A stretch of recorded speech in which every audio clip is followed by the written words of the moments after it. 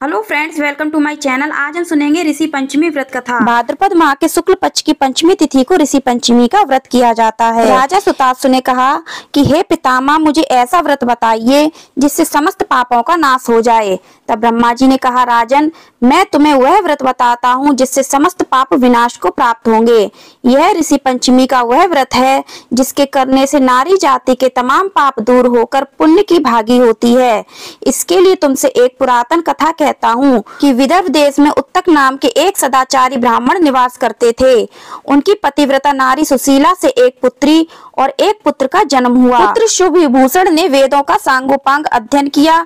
कन्या का समयानुसार एक सामान्य कुल में विवाह कर दिया, पर विधि के विधान से वह कन्या विधवा हो गई, तो वह अपने सतीत्व की रक्षा पिता के घर रहकर करने लगी। एक दिवस कन्या माता पिता की सेवा करके एक शिलाखंड पर शयन कर रही थी, तो रात भर में उसके सारे शरीर में कीड़े पड़ गए। सुबह कुछ शिष्यों ने उस कन्या को अचानक इस दशा में देख उसकी माता सुशीला को निवेदन किया कि माता, गुरु पुत्री के दुख को देखिए। गुरु पत्नी ने जाकर पुत्री को देखा और अपनी पुत्री की अचानक यह दशा देख के नाना तरह से विलाप करने लगी और पुत्री को उठाकर ब्राह्मण के पास लाई। ब्राह्मण भी पुत्री की दशा देखकर अति विस्मय को प्राप्त हुए और दुखी हुए। तब ब्राह्मण ने हाथ जोड़कर कहा, महाराज, क्या कारण है कि इस पुत्री के सारे शरीर में कीड़े पड़ गए? तब महाराजा ने ध्यान करके देखा तो पता चला कि इस पुत्री ने 7 जन्म पहले ब्राह्मणी थी, तो एक दिन रजस्वला होते हुए भी घर के तमाम बर्तन, भोजन सामग्री छू ली और ऋषि पंचमी व्रत को भी अनादर से देखा। उसी दोष के कारण इस पुत्री के शरीर में कीड़े पड़ गए, क्योंकि रजस्वला रजोधर्म वाली नारी प्रथम दिन चांडाली के बराबर व दूसरे दिन ब्रह्मघातनी के समान व तीसरे दिन धोबिन के समान शास्त्र दृष्टि से मानी जाती है। तुम्हारी कन्या ने ऋषि पंचमी व्रत के दर्शन अपमान के साथ किए, इससे ब्राह्मण कुल में जन्म तो हुआ पर शरीर में कीड़े पड़ गए हैं। तब सुशीला ने कहा, महाराज, ऐसे उत्तम व्रत को आप विधि के साथ वर्णन कीजिए जिससे संसार के प्राणी मात्र इस व्रत से लाभ उठा सके। ब्राह्मण बोले, हे सहधर्मणि, यह व्रत भाद्रपद की शुक्ल पक्ष की पंचमी को धारण किया जाता है। पंचमी के दिन सुंदर नदी में स्नान कर व्रत धारण कर सायंकाल में सप्तऋषियों का पूजन विधान से करना चाहिए। भूमि को शुद्ध गौ के गोबर से लीप के उस पर अष्टदल कमल बनाकर नीचे लिखे सप्तऋषियों की स्थापना कर प्रार्थना करनी चाहिए।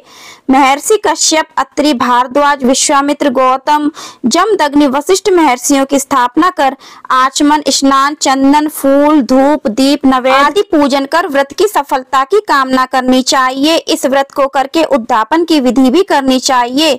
चतुर्थी के दिन एक बार भोजन करके पंचमी के दिन व्रत आरंभ करें। सुबह नदी या जलाशय में स्नान कर गोबर से लीपकर सर्वतोभद्र चक्र बनाकर उस पर कलश स्थापित करें। कलश के कंठ में नया वस्त्र बांधकर पूजा सामग्री एकत्र कर अष्टदल कमल पर सप्तऋषियों की स्वर्ण प्रतिमा स्थापित करें। फिर षोडशोपचार से पूजन कर रात्रि को पुराण का श्रवण करें। फिर सुबह ब्राह्मण को भोजन दक्षिणा देकर संतुष्ट करें।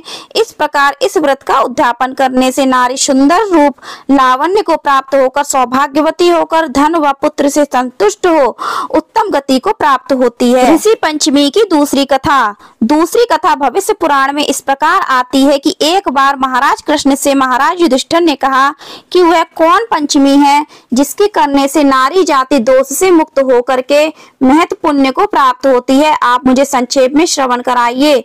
तब भगवान कृष्ण जी ने कहा, राजन, भाद्रपद माह के शुक्ल पक्ष की पंचमी को ऋषि पंचमी का व्रत रहने से नारी रजस्वला से मुक्त होती है, क्योंकि जब इंद्र ने वृत्तासुर को मारा था तब ब्रह्म हत्या का एक भाग नारी के रज में, दूसरा नदी के फेन में, तीसरा भाग पर्वतों में, चौथा भाग अग्नि की प्रथम ज्वाला में विभक्त किया था। इससे हर जाति को नारी रजस्वला होने पर प्रथम दिन चांडाली, दूसरे दिन ब्रह्मघातिनी, तीसरे दिन धोबिन की तरह दोषी होती है।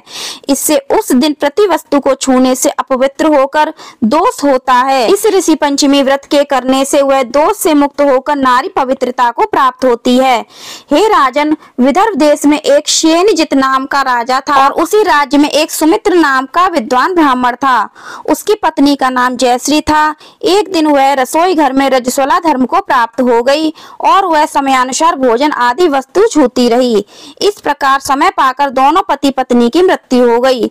मरने पर ब्राह्मणी का कुतिया का जन्म हुआ और ब्राह्मण को बैल का जन्म लेना पड़ा, पर इन दोनों को अपने तप के प्रभाव से पूर्व जन्म की बातों का स्मरण बना रहा और वह दोनों प्राणी अपने ही पुत्र के घर में पुनः जन्मे। एक दिन पितृपक्ष में ब्राह्मण कुमार ने अपने पिता की श्राद्ध तिथि में विधि के साथ ब्राह्मण भोज रखा और अपनी पत्नी से स्वादिष्ट पकवान खीर आदि बनवाकर तैयारी की। भाग्यवश एक सांप ने उस खीर में जहर उगल दिया। यह हाल वह ब्राह्मणी कुतिया बनी देख रही थी, तो उसने सोचा अगर ब्राह्मण खाएंगे तो मृत्यु को प्राप्त हो जाएंगे, इससे मेरे लड़के को हत्याओं का भारी पाप लगेगा। इससे उस खीर को कुतिया ने जानबूझकर झूठी कर दी। उस बहू ने कुतिया को इतनी मार मारी कि उसकी कमर तोड़ दी और खीर फेंककर दूसरी बना ली। फिर श्राद्ध कर सब ब्राह्मणों को भोजन कराया। रात को कुतिया ने जाकर अपने पूर्व पति बैल से दिन में होने वाली सारी घटना बताई, तो बैल बोला, प्रिय, तुम्हारे पाप के संसर्ग से आज मुझे बैल होना पड़ा और आज मेरे लड़के ने दिन भर मेरा मुंह बांधकर जोता है और अभी तक एक मुट्ठी घास भी नहीं डाली। यह सारी बातें ब्राह्मण बालक भी सुनता रहा, जिससे वह बड़ा दुखी हुआ। माता पिता को भोजन देकर वह दुखित मन से चला गया।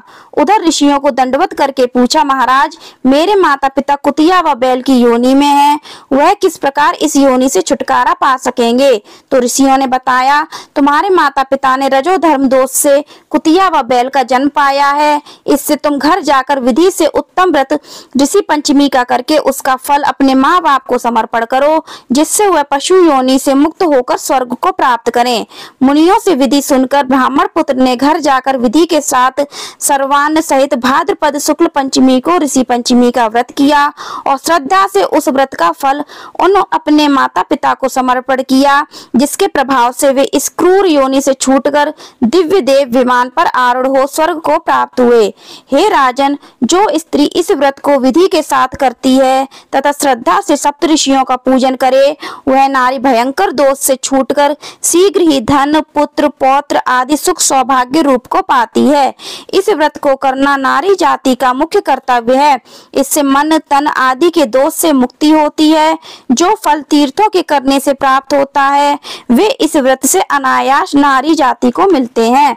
तो फ्रेंड्स, आपको वीडियो कैसी लगी, कथा कैसी लगी, कमेंट करके जरूर बताना। पसंद आए तो लाइक करना, ज्यादा से ज्यादा फैमिली और फ्रेंड्स में शेयर करना, चैनल को सब्सक्राइब करना, बेल आइकन को प्रेस करना और कमेंट में राधे राधे अवश्य लिखना। धन्यवाद। राधे राधे।